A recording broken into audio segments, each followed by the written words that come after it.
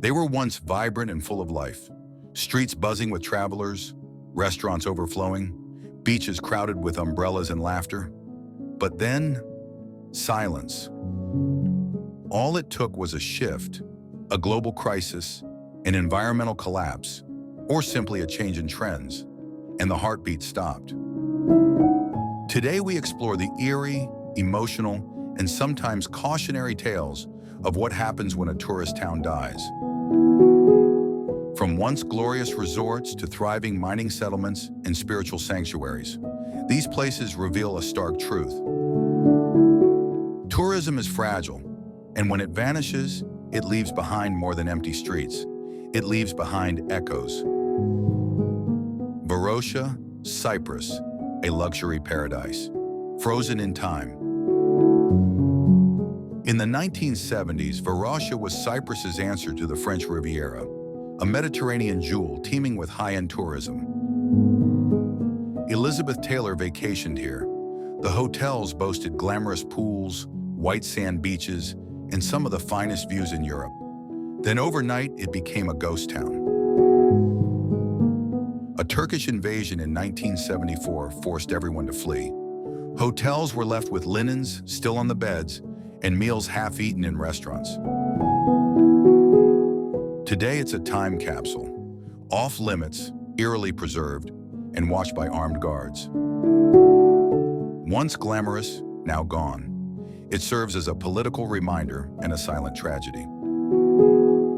Glen Rio USA, the Route 66 casualty. Nestled on the Texas-New Mexico border, Glen Rio thrived when Route 66 was the main highway across America. Its diners were packed with travelers. Motels lit up the desert night with neon. But when the interstate bypassed it, the town was cut off. Tourists stopped coming. Businesses shuttered. It's a classic example of how infrastructure shifts can leave entire towns in the rearview mirror. What was once a key waypoint on America's Mother Road is now a footnote in road trip history. Hashima Island, Japan. From Coal Empire to Ghost Island. Also known as Gunkanjima, or Battleship Island. It was once one of the most densely populated places on Earth, home to coal miners and their families, with apartment blocks, schools, shops, and even a cinema. The island was a floating city, but as petroleum replaced coal, the industry collapsed. By 1974, the island was abandoned. Today, it's eerily cinematic, even featured in the James Bond film Skyfall. What remains? Cracked buildings, echoing stairwells, and the ghosts of productivity. Nature, salt air, and time are slowly reclaiming it. Pyramidan Svalbard, the Soviet outpost in the Arctic. Imagine a Soviet mining town deep in the Arctic. Complete with a Lenin statue, greenhouses, sports halls, and a cultural center. That's Pyramidan, once bustling with Russian workers and their families. It was shut down in the late 1990s. Harsh conditions, high maintenance costs, and collapsing industry spelled its end. Today it's an Arctic ghost town, preserved by the cold. Tourists occasionally visit via snowmobile or boat. But the eerie silence and abandoned playgrounds are a chilling reminder of how quickly civilization can disappear in extreme places. Centauri USA. The fire beneath tourism brought in curious visitors to this Pennsylvania town. But a coal mine fire ignited beneath it, and it's still burning today, over 60 years later. The ground became unstable, the air toxic. Most residents were relocated. Today, the town has less than a handful of residents, with no official postal code. It inspired the horror video game Silent Hill. Centralia is a warning. Sometimes what's beneath can destroy everything above. It's not just abandoned, it's alive in the most dangerous way. Agdam, Azerbaijan, war's invisible line. Once a bustling city near the Nagorno-Karabakh region, Agdam was full of mosques, markets, and soccer matches. But war swept through. Thousands fled during the conflict in the 1990s. Today it's dubbed the Hiroshima of the Caucasus, a city-sized ghost town where time stands still and silence screams. Barbed wire fences and mined fields isolate it from revival. It's a place shaped by conflict, where memory and geography collide. Whitenum, Australia, poisoned by asbestos. Whitenum was a thriving mining town in Western Australia. Its main product? Blue asbestos. During its boom, people came seeking opportunity, but decades later, the dangers of asbestos exposure became clear. People got sick. Hundreds died. The government shut it down and actively discouraged visitors. It was erased from official maps, stripped of power and services, left to rot. It remains one of Australia's most contaminated places.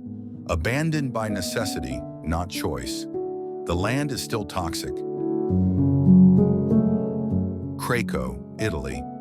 The landslide that ended a legacy. With roots in the 8th century, Kraco was a postcard-perfect village perched on a hilltop in southern Italy, but the land beneath it started to slide. Decades of geological instability, coupled with earthquakes and erosion, forced residents to evacuate. Though empty, it's still visited today by filmmakers and curious tourists. It's a cinematic ghost, appearing in movies like The Passion of the Christ. Kraco stands as a beautiful ruin, where history clings to every stone and whispers in the wind. Kayakoy, Turkey, a village without voices. Once a thriving Greek village in southwestern Turkey, Kayakoy was abandoned in the early 20th century during a population exchange between Greece and Turkey. Left behind were hundreds of empty stone homes, churches, and schools. The architecture is intact, but the soul is gone. Today it's a haunting open-air museum, a sobering symbol of forced migration and the cost of geopolitical reshuffling. The wind moves through its streets, but the people never came back. Kolmanskop, Namibia, diamonds to dust. Kolmanskop was born during Namibia's early 20th century diamond rush, with German architecture, luxury homes, a hospital, and even a bowling alley. It was a jewel in the desert. But when the diamonds ran out, so did the people. The desert began its slow takeover. Today, sand creeps through windows and swallows staircases. Nature reclaims everything. Photographers love it, but it's a ghost of greed, a once rich oasis now drowned in silence. Outro tourist towns promise escape, wonder, and prosperity, but they're fragile, dependent on economy, peace, and people.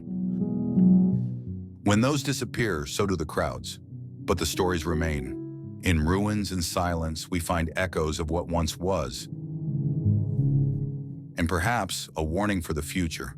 Not every place can be saved, but every place has something to teach us. Which one surprised you the most? If this gave you chills, subscribe for more powerful journeys through forgotten corners of the world. Comment below. Which of these towns would you visit, even now?